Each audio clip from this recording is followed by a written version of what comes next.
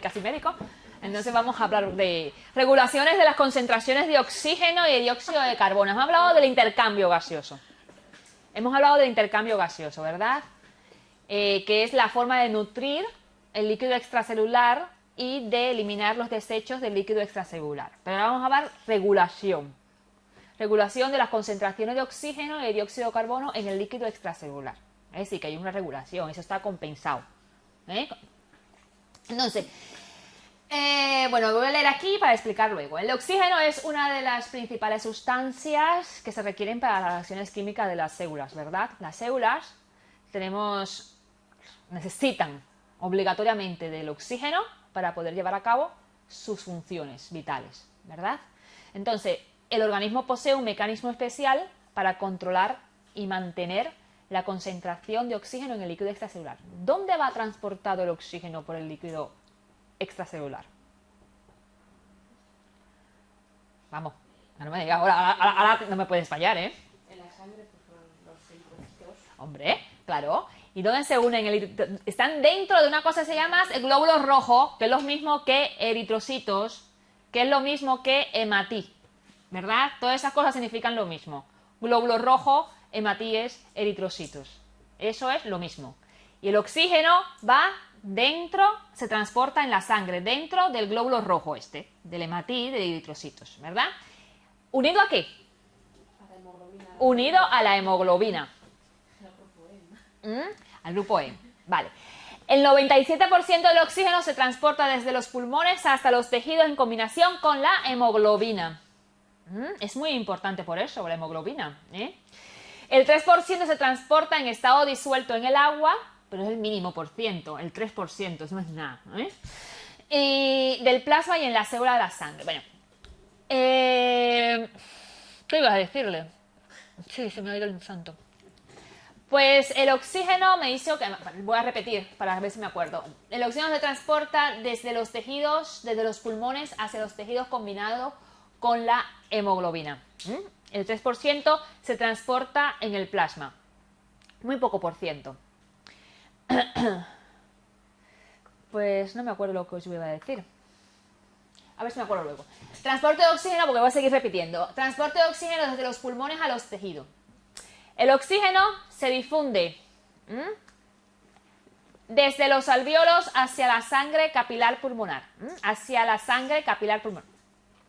Desde los alvéolos hacia la sangre de los capilares de los pulmones, porque la presión de oxígeno en los alvéolos es mayor que en la sangre capilar pulmonar. Quiere decir, cuando yo voy a poner o voy a meter oxígeno a mi sangre, en los alvéolos, hago la inspiración, ¿verdad?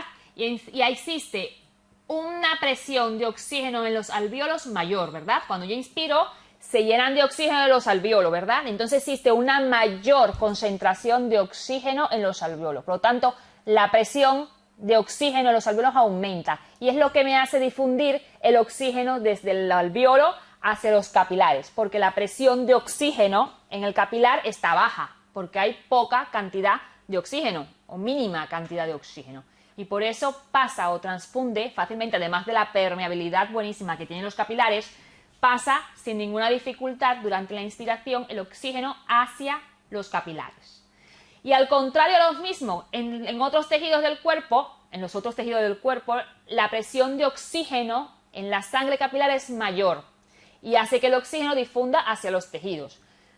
Va la sangre cargada de oxígeno hacia los tejidos y está cargada de oxígeno. Y las células está ávida de oxígeno, tiene poco oxígeno en su interior. Por lo tanto, el oxígeno penetra fácilmente porque la presión de oxígeno en la sangre capilar es mayor hacia las células, ¿vale? Cuando el oxígeno se ha metabolizado, es decir, se han realizado todas las funciones metabólicas, se ha utilizado el oxígeno, se ha desprendido un montón de energía, se ha hecho un montón de cosas dentro de la célula, yo lo sé para que me entiendan, y entonces lo que se deriva de eso, que lo que es el dióxido de carbono, ¿verdad? Lo que se formó entonces fue dióxido de carbono, sustancia tóxica, por lo tanto hay que eliminarse. Y hay un aumento de la concentración de dióxido de carbono dentro de la célula. Y como ya en el líquido extracelular o en los capilares hay poca concentración, entonces difunde fácilmente el dióxido de carbono desde el interior de la célula hacia los capilares. Entonces es transportado por todos los vasos sanguíneos, en este caso las venas, hasta el corazón. Y del corazón al pulmón. Por eso llega, ¿cómo es? A la aurícula, luego al ventrículo derecho del corazón, se contrae y sale a través de la arteria pulmonar hasta los pulmones. Una arteria que lleva sangre cargada de dióxido de carbono, desde el ventrículo izquierdo hasta el pulmón, en este caso hasta los alvéolos, donde se vuelve a realizar el intercambio gaseoso porque hay un aumento de la presión de dióxido de carbono dentro de los capilares, del capilar. Por lo tanto, difunde fácilmente hasta el alvéolo y es sacado hacia la atmósfera a través de la expiración. ¿Vale? Entonces, claro, y luego para completar el ciclo, vamos a completar el ciclo. Entonces, la sangre cargada de oxígeno, porque se hace el intercambio, no solamente yo estoy hablando de esto, pero en este momento también se está penetrando oxígeno en el mismo momento. Entonces la sangre cargada de oxígeno va hacia el corazón, a través de... ¿De qué? De la única vena que lleva sangre oxigenada hacia el corazón. Y cae la vena pulmonar. Hasta la aurícula izquierda, hasta que va hasta el ventrículo izquierdo, y entonces es el ventrículo izquierdo el que envía con la sístole la sangre cargada de ese oxígeno que proviene desde el pulmón hasta todas las células restantes o todo nuestro organismo. Hasta que difunden también en los espacios intercelulares, en los espacios tisulares, y se hace de nuevo el intercambio. En este caso es el oxígeno, pero también hace ese intercambio, por supuesto, de todas las sustancias de desecho, que van a ser eliminadas a través del riñón, que van a ser eliminadas a través de estos sistemas. Vamos a mencionar por encima algunos mecanismos de regulación. Como estamos hablando siempre, estamos hablando desde el principio de la regulación interna de la homeostasis, entonces vamos a hablar de algunos mecanismos que se hacen en el cuerpo, por ejemplo, la regulación de la presión arterial. ¿Qué sabes tú de la regulación arterial? Y hay tantos lavas excesivas. Claro, no vamos a profundizar tanto porque aquí no son médicos, pero sí. La aldosterona, la renina, la angiotensina, todas esas cosas. Pero bueno, esto no lo vamos a hablar así porque es demasiado, ¿verdad? Entonces, están los mecanismos de regulación, mecanismos a corto plazo, mecanismos endocrinos también existen. Se da por reflejos en unos minutos. Mecanismos a corto plazo, rápido. Tenemos, por ejemplo, el reflejo vagoreceptor. Tenemos vagoreceptores. ¿Sabes de los vagoreceptores? Varo de presión. Los vagoreceptores es que captan presión, regularidades en la presión arterial. Son importantísimos esta regulación porque si nos suben la presión, nos mata. Y si nos baja la tensión, nos mata. Entonces hay que mantener la tensión en un límite adecuado para que la sangre pueda ir con una presión normal y evite hacer daños en lo que es en el sistema circulatorio y en los otros órganos. Un aumento de la tensión mantenida en mucho tiempo produce lesiones a nivel de los órganos, ¿verdad? Por ejemplo, sobre todo del corazón, de los riñones, del cerebro, de la retina. Podemos tener una retinopatía hipertensiva, tenemos muchas consecuencias. Y del mismo sistema cardiovascular, lo que son vasos sanguíneos. Las famosas aneurismas nos salen producto muchas veces, además de otras cosas, por una tensión arterial alta mantenida. ¿Vale? Una nefrosis, cualquier cosa. La tensión es baja también. Tenemos más sintomatología cuando nos baja la presión que cuando nos subes muchas veces. Muchas veces cuando nos subes, a veces hay solamente alguna sensación de molestia en la cabeza, algún mareo o cualquier síntoma así banal. A menos que nos suba mucho, entonces nos pueda dar algo peor. Pero cuando nos estamos con la tensión baja, nos tenemos más síntomas. Tenemos mareos, estamos que no podemos, decaídos, podemos empezar a sudar frío, podemos incluso hasta perder el conocimiento y desmayarnos, ¿vale? Entonces, tenemos, por ejemplo, el mecanismo de los vagoreceptores. Detectan cambio de la presión arterial. ¿Dónde se encuentran los vagoreceptores? Algunos. Por ejemplo, hay bifurcación. En la carótida La carótida. y... Exacto. Y por eso es el masaje carotidio, por eso nos puede bajar la... Se puede... ¿Eh? Yo nunca lo he visto. Sí. Y nunca le aprietes los dos carótidas a un paciente, si no lo matas. Hay que apretar las dos. Oh, no, si le aprietas los dos, imagínate que además es que le dejas el influjo al cerebro también, porque si le aprietas los dos, el pulso se palpa aquí, un solo lado, no los dos. Bueno, También está en el callado aórtico. Están las carótidas, como tú bien dices, también en el callado aórtico. Esos son vasoreceptores. Son receptores que no es más que terminaciones nerviosas, ¿eh? No es más que receptores como los que tenemos en la piel, como los que tenemos en cualquier otro sitio de nuestro organismo. Esos son varos porque son capaces de captar diferencias de presión, ¿vale? Por eso se llaman vasoreceptores. Hay termorreceptores, mecanorreceptores, cosas así, ¿vale? Entonces, los vasoreceptores detectan cambios en la presión arterial y para regular los cambios en la presión arterial alternan la fuerza y velocidad de contracciones del corazón. En general estoy explicando porque no quiero profundizar mucho, porque sería muy complejo, no termino nunca de hablar, ¿vale? Y hay un mecanismo endocrino, se da por la liberación de la hormona aldosterona también, la aldosterona. La aldosterona favorece la retención del líquido, es una hormona antidiurética, ¿eh? Favorece la retención de líquidos, por ende el aumento de la presión arterial. Cuando tenemos la presión baja, el organismo detecta la presión baja por estos vasoreceptores y desencadena un aumento de aldosterona en sangre. La aldosterona en sangre lo que hace es disminuir la retención del líquido porque baja tensión para aumentar el volumen sanguíneo. Y al aumentar el volumen sanguíneo, entonces aumenta la tensión arterial, se supone. Y en los vasoreceptores lo que tenemos es eso. Ahora vamos a ver, creo que tengo otro de vasoreceptores. Detectan los cambios de presión arterial y para regular los cambios de presión arterial alternan la fuerza de contracción del corazón y la velocidad, es decir, se pone más rápido el corazón o lo relaja más lento. Pero es que no, esto actúa, lo digo así de forma aislada, pero es que actúan muchas cosas que influyen cuando la presión está alta. No es solamente eso, a verlo aislado, se estudia aislado porque, bueno, pero está el sistema simpático, el sistema parasimpático que también provoca vasodilatación o vasoconstricción, aumento de la frecuencia cardíaca, disminución de la frecuencia cardíaca, dependiendo de la situación. Dice, precisamente el mecanismo de regulación, en los vasos, los nervios vasomotores simpáticos regulan el diámetro y la resistencia vascular. Los vasos sanguíneos están inervados. Los vasos sanguíneos también están inervados, todos están inervados, ¿vale? Entonces, los vasomotores, nervios vasomotores simpáticos del sistema simpático regulan el diámetro y la resistencia vascular. Si yo tengo un diámetro grande, ¿qué le pasa a la resistencia vascular? Disminuirá. Si yo tengo un tubo así, no hay tanta resistencia, el agua me entra, pero si yo tengo un tubito finito, aumenta la resistencia. Y te aumenta la fuerza de contracción que tiene que hacer la bomba para vencer esa resistencia. Pero bueno, no. El sistema nervioso periférico controla funciones cardíacas por medio de fibras parasimpáticas. El simpático abre o cierra los vasos, ¿vale? El simpático. El otro, el parasimpático, controla las funciones cardíacas, es decir, el parasimpático lo que hace es bradicardia, lo que hace es relajar un poco el corazón, que en caso de tensión alta lo que hace es disminuir la fuerza de contracción del corazón o la fuerza de contracción, las funciones cardíacas por medio de fibras parasimpáticas. Y el nervio vago también está involucrado en eso, que eso lo verán más tarde también, no ahora, en otras. Y en osteopatía van a hablar mucho en primero de osteopatía van a hablar de todo lo que es sistema nervioso.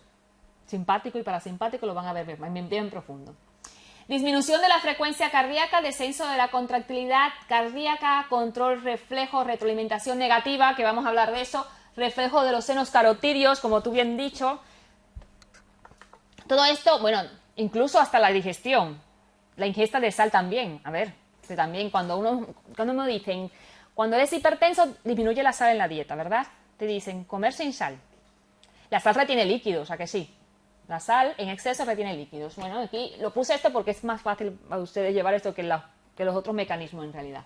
Aumento de la ingesta de sal, hay un aumento del volumen extracelular. La sal tiende a retener líquidos, ¿eh? Y como hay un aumento del volumen extracelular, la presión arterial sube, porque hay un volumen plasmático mayor y la presión aumenta. Disminuye las reninas y angiotensina, que se secretan por el riñón. El sistema renina y angiotensina son hormonas, unos factores químicos que secreta el riñón para controlar también la presión arterial. Y eso es un estímulo. Al aumento de la presión, aumenta la síntesis o estimulan, no aumentan, estimulan, siempre hay, para mantener la regulación completa. Pero cuando hay un aumento se estimula aún más la secreción de renina y angiotensina, que esto lo que hace es disminuir la absorción, la reabsorción de agua y sodio, la reabsorción por el riñón. Es decir, que el riñón lo que entiende es que hay mucho sodio en la sangre, que la tensión está alta, que tengo retención de líquido y por lo tanto la renina y la angiotensina lo que van a hacer es que el sodio y el agua me salgan más cantidad de esos elementos a través del riñón, para lograr un equilibrio en el organismo. Entonces lo que hace es una tendencia a normalizar el volumen extracelular. Hay una tendencia, además de todos los factores que influyen, pero bueno, hay una tendencia a normalizar la tensión arterial y por supuesto disminuir la tensión que estaba alta. Si me pongo a explicar el sistema renina-angiotensina, me tardo mucho. Eso ustedes lo van a ver. No sé si lo van a ver. El sistema renina-angiotensina no creo que lo vean. Pero bueno, ya eso es más tuyo, más de medicina. Bueno, esto es lo de la sistema, un esquemita pequeñito del reflejo vasoreceptor. Depende de si está aumentada la tensión o disminuida la tensión. Si está aumentada la tensión se produce bradicardia, se produce aumento del diámetro, vasodilatación, disminución de la resistencia periférica y disminución del gasto cardíaco, es decir, de las contracciones cardíacas, en un intento de que el corazón se mantenga un poco más. Todo es proteger al corazón, todo está dirigido a que el corazón no sufra mucho. Entonces, si es una disminución de la tensión, sería al revés. Sería una vasoconstricción periférica, un aumento de la resistencia periférica y aumento de las contracciones y de la fuerza de contracción del corazón. Y así más o menos. Pero todo eso es captado por unos receptores que tenemos aquí, en los carótidas y en el callado aórtico. Otro ejemplo de homeostasis. Por ejemplo, en la regulación de la temperatura corporal. Es otro ejemplo de los muchos ejemplos que se pueden poner, ¿vale? Pero otro ejemplo es este. Por ejemplo, cuando tenemos la temperatura, por ejemplo, alta, como decimos, tenemos temperatura alta, tenemos calor, tenemos temperatura alta, entonces se activan los mecanismos enfriadores en el cerebro, ¿vale? Los centros que nos dicen hace mucho calor, vamos a enviar un estímulo o por vía eferente o unas respuestas que sean que intentar enfriar el cuerpo, ¿vale? Porque si no tendríamos fiebre, aumenta la temperatura del cuerpo y tendríamos fiebre. Entonces, ¿qué pasa? Los vasos, ¿qué pasa? Se dilatan, se llenan con sangre caliente que irradia calor por la piel. Irradiamos calor por la piel, por eso la piel se nos pone pegajosa, sudamos, porque se vasodilatan los vasos sanguíneos que tenemos en la piel. Entonces lo que hacemos es irradiar calor y eso contribuye a bajar la temperatura. Al ir bajando la temperatura, el termostato, tenemos un termostato en la cabeza, que se activa o se desactiva. El termostato entonces se apaga mediante por los mecanismos de enfriamiento. Entonces la sudoración es un mecanismo de enfriar el cuerpo. Un estímulo, por ejemplo, del aumento de la temperatura, por ejemplo, en el ejercicio físico. ¿Cuánto nos ponemos rojos? ¿A qué nos ponemos rojos cuando estamos haciendo, los que son blancos y rosados, o hay otras personas que no se le nota, pero los que son blancos y rosados se ponen rojos, empezamos a sudar, tenemos hiperemia, ¿cómo se llama? Y si al contrario, entonces los vasos, ¿qué pasa? Se contraen los vasos. Si existe una disminución de la temperatura, tenemos frío, los vasos se contraen. La sangre se mueve a tejidos profundos, más profundos, en las otras a los tejidos superficiales para provocar la eliminación del calor. Aquí la sangre se mueve a los tejidos más profundos y se reduce la pérdida de calor por la piel. Se activan los mecanismos de calentamiento, que son esos. Actividad muscular, temblores, que yo había dicho anteriormente, los temblores, aquí no está la pirorexión, pero la pirorexión también es un mecanismo, Aumenta todo esto la temperatura y el termostato apaga los mecanismos entonces de generación del calor. Es una regulación que existe y pasan tan a menudo y tan frecuente, pero pasan tan inadvertidos porque no estamos en eso y cada cosa que pasa en nuestro organismo y cada cosa que simplemente el hecho, yo decía, el otro día me regaló mi hijo una flor. Sí, mi hijo tiene 6 añitos y va recogiendo las flores por el suelo. Y una vez, y arrancó una flor una tipo rosa de un jardín que era un vecino y me la dio a oler. Y simplemente de oler yo la flor ya me acordé de todas las cosas que se desencadenan cuando uno huele una flor. Y todas las cosas por dentro de ti que estás funcionando desde lo emocional, que ustedes van a hablar mucho de emocional en osteopatía, desde lo emocional hasta todas las reacciones nerviosas por oler la flor. Y desde lo emocional, porque es mi hijo la que me lo ha regalado. Y eso se genera una emoción, una reacción de, ay, tú dices, ay, qué lindo, no sé qué. Cuando llega un hijo tuyo con o un novio o quien sea, un amigo, una amiga, con las reacciones normales. Pero todo eso está interrelacionado y es muy bonito y eso se va a ver. Y si llegáis a 4º año, vas a ver lo que es sistema sensorial, que es muy bonito. El sistema sensorial es muy bonito. Y hay unos vídeos muy bonitos del sistema sensorial. El calcio, que ya había hablado también, verdad que yo hablo y rehablo. Ya habíamos mencionado antes lo del calcio.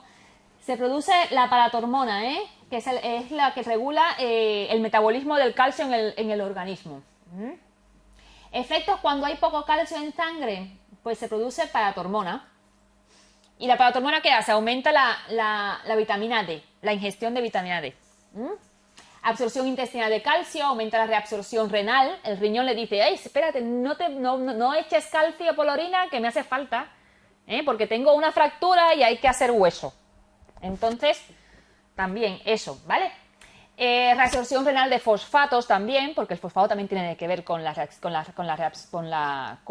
formación de hueso. Reabsorción ósea, es decir, que el calcio también se libera por el hueso cuando hace falta para alguna situación. El mismo hueso libera su calcio. Reabsorción ósea porque existen, no sé, ustedes sabrán, yo siempre digo porque siempre se me unen las cosas. Hay 2 células importantes, una que forman huesos y unas que rompen hueso o que destruyen hueso. ¿Cuáles son las que forman huesos? Las células que forman huesos. Ticio, venga. Ya. Ay. Exacto. Las que forman huesos se llaman osteoblastos. Osteo de hueso, osteo de osteópata. Osteoblastos. Y las que destruyen huesos se llaman osteoclastos. Y eso es un sistema que también está muy regulado. Porque ¿qué pasa? Si formamos muchos huesos es un problema. Porque tendríamos las corticales demasiadas gruesas. Tendríamos espolones, teníamos excrescencias óseas en las articulaciones, estuviéramos un poquito más rígidos de lo normal, ¿no? Y con dolores y con problemas. Si aumenta la función de los osteoclastos, entonces aparecería ¿qué cosa? Una osteoporosis. Aparecería. Hay personas que tienen osteoporosis de pequeños, pero eso hay osteoporosis juvenil.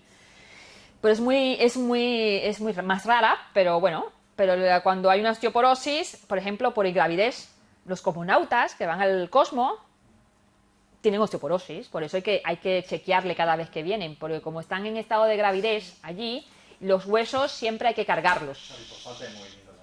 Hay que cargarlos. Ellos tienen ahí gimnasio y todo, porque ahora los tienen ahí, yo he visto ahí los documentales modernos ahora y se amarran, es como se ataran y practican deportes ahí arriba y todas esas cosas. Pero, de todas maneras, como tienen un estado de ingravidez por muchos meses, los huesos, el esqueleto, hace falta cargarlos. Por eso el ejercicio físico es importantísimo.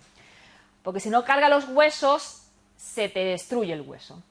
Te provoca osteoporosis en el hueso. Por lo tanto, es importante. Y bueno, esta cosa que decimos aquí, reabsorción ósea, es para lograr una regulación, ¿verdad? Entonces, si me hace falta calcio porque tengo calcio bajo en la sangre, en el plasma, entonces lo que se hace es que del hueso se extrae un poquito, se estimula un poco la reabsorción ósea, es decir, los osteoclastos trabajan un poquito más, pero es un mecanismo regulado. Si se desregula, caemos en enfermedades, ¿verdad? Caemos en problemas. Esos son los componentes de, eso, cuando hagas una analítica y si indiques una analítica, entonces te vendrán todas esas cosas en la analítica. ¿Cómo está el oxígeno, el dióxido de carbono, el ion sodio, el potasio, el calcio, el cloruro, el policarbonato? Bueno, todos los iones y todas las moléculas que se encuentran en el líquido extracelular, las concentraciones.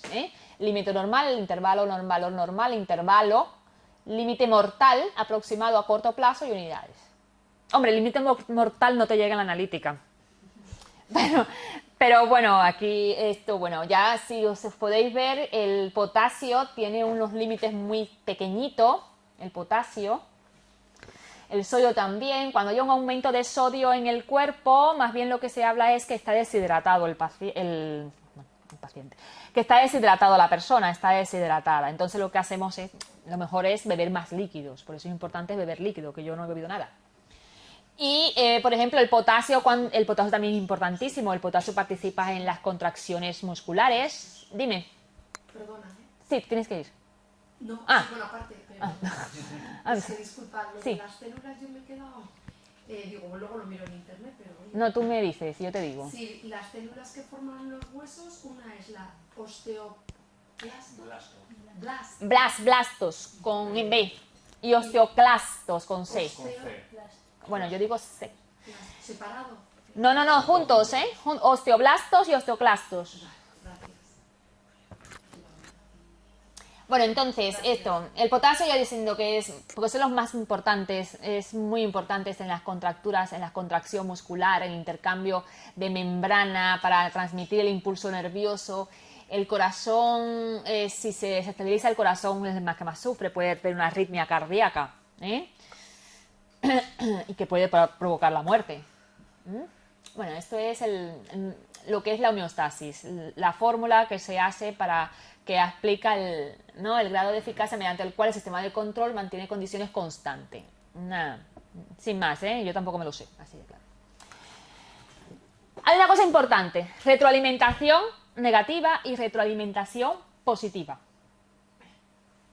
Todos los mecanismos dentro del organismo están regulados, ¿verdad? Pero están sujetos a una retroalimentación negativa. En resumen os digo, retroalimentación negativa significa equilibrio también.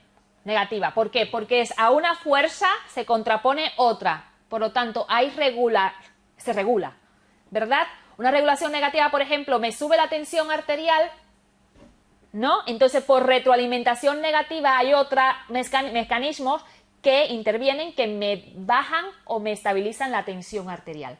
Si hubiera una retroalimentación positiva, quisiera hacer que me suba más. Si es una retroalimentación positiva, lo que hace es aumentar lo que está fallando. ¿Es importante la retroalimentación positiva? A ver, en algunas situaciones específicas en el organismo sí es importante. Por ejemplo, en las contracciones uterinas durante el parto. En las contracciones uterinas, la oxitocina, la secreción de oxitocina, es importante que sea una retroalimentación positiva para que se logre expulsar el producto de la gestación, ¿verdad? El feto. Eso sería importante ahí, ¿verdad? Pero sin embargo, en una tensión arterial sería la muerte del paciente si sigues tú alimentando la presión alta o la tensión baja, ¿eh? La mayoría de las veces la retroalimentación negativa lleva a desequilibrio en el organismo. La retroalimentación positiva lleva a desequilibrio. La positiva lleva a desequilibrio. La negativa, al contrario, lleva a equilibrio. O sea, si hay un desequilibrio, aumenta todavía más ese equilibrio. La positiva, claro. Porque es como un refuerzo positivo. Es como un refuerzo positivo. Por ejemplo, es esto. Tengo frío. Y lo que hace es, en vez de ponerte por ejemplo, me pongo un ventilador. Tengo frío y me pongo... Sí, es una cosa que te... Exacto. O si no, por ejemplo, las hormonas tiroideas. Tengo hormonas tiroideas en sangre muy altas. Es un poquito más técnico. Hormonas tiroideas altas en sangre. Si esas hormonas tiroideas altas en sangre se mantienen altas, están altas en sangre porque a lo mejor estaba haciendo un ejercicio físico, estaba estimulándose el tiroides porque había alguna situación que hacía que el tiroides mío me hiciera secretar más hormonas tiroideas. Pero en la retroalimentación negativa, cuando ya hay mucha tiroides o muchas hormonas tiroideas, manda una información al sistema nervioso y le dice al sistema nervioso, ya no me hace falta más hormonas tiroideas porque ya tengo suficiente, ¿vale? Entonces, el sistema nervioso manda una información a la adenohipófisis y le dice, no me hagas más hormonas TSH. Que la hormona TSH es la que estimula el tiroides, la que está estimulando el tiroides. Entonces digo, no me hagas más hormonas de TSH, que es la hormona estimulante del tiroides, porque ya hay hormonas tiroideas suficientes en sangre. Entonces, por un mecanismo de retroalimentación negativa, inhibe la secreción de hormonas tiroideas. Entonces, se regula las hormonas tiroideas en sangre y ya no sube más.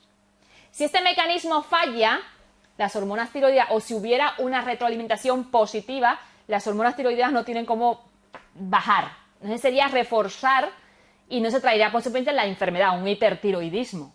Existiría un hipertiroidismo, un aumento de la glándula, un posible bocio y un posible trastorno de hipertiroideo con todas las consecuencias y todos los síntomas clínicos que tiene un hipertiroidismo. ¿Vale? Lo normal es una retroalimentación negativa para regular esa concentración. Y como te digo, el tiroides te puede hablar de las folículos estimulantes, te puedo hablar de las hormonas paratormonas, si hay mucho calcio, te quita todo el calcio y te quedas sin hueso.